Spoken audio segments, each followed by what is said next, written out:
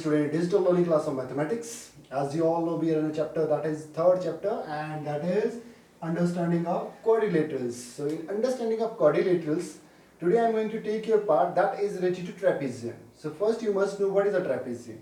So trapezium is also a quadrilateral, you can see here. It is a quadrilateral in which opposite sides are equal and sum of the opposite interior angles like 2 and 3, 1 and 4 is equals to 180 degree.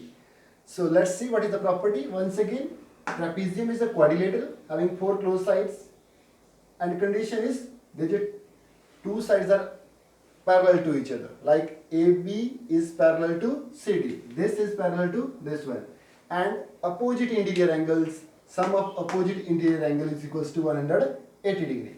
So if these two properties, first property, if you are able to prove, like sum of opposite interior angle is equals to 180 degree, then you can write sides are parallel to each other. So let's take your question number 10 of exercise 3.3, that is explain how the figure is a trapezium. We are going to prove it how it is a trapezium. Which of the two its sides are parallel? So what to write in such questions? First you need to write what are the angles given to you. Here you can write angle L is given to you. Angle L value is given 80 degree, and one more angle, that is angle M. Angle M is 100 degree. These two values are given to you. Now if these two values are given to you, so your task is to add them. Why I am adding angle L plus angle M? That means 80 plus 100 degree. After adding you will get 180 degree. So you can see this is satisfying condition number 1. So you can write sum of opposite interior angle is equals to 180 degree. So hence we can write KL, this line is parallel to NM, and both conditions are satisfied. First is sum of two angle is 180 degree. Second, opposite sides line segments are parallel to each other. So now explain is written. So in the last you can write therefore K L M N is a trapezium. Is a trapezium. So I hope it is clear to you. What I did first, adding of angles. After adding of angles, if these two angles are become 180, so these two sides are parallel by definition. So the given figure is a trapezium.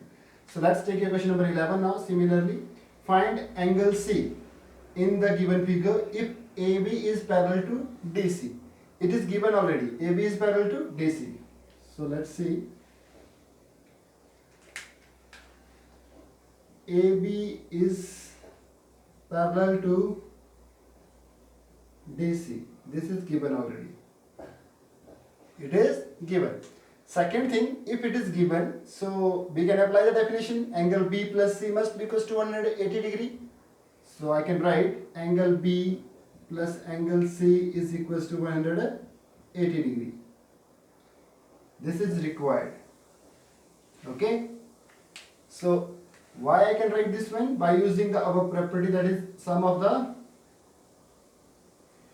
opposite interior angle of a trapezium. Opposite interior angles. This is the property used here. Then substitute the value of B. B is given 120. 120 plus C is equals to 180 degree. So just calculate C from here. It becomes 180 minus 120. So it becomes 60 degree. So you can write hence the value of angle C is 60 degree. So I hope my dear students this is clear to you how to utilize the property of a trapezium to find out the angle or to prove. Once again I want to tell you, just recall this thing. If any figure is a trapezium, so it is a quadrilateral in which opposite sides are equal and the angle made between these two sides, opposite interior angles, this sum is equals to 180 degree. So in this way you can prove this question. Hope so it is clear to you. Thank you.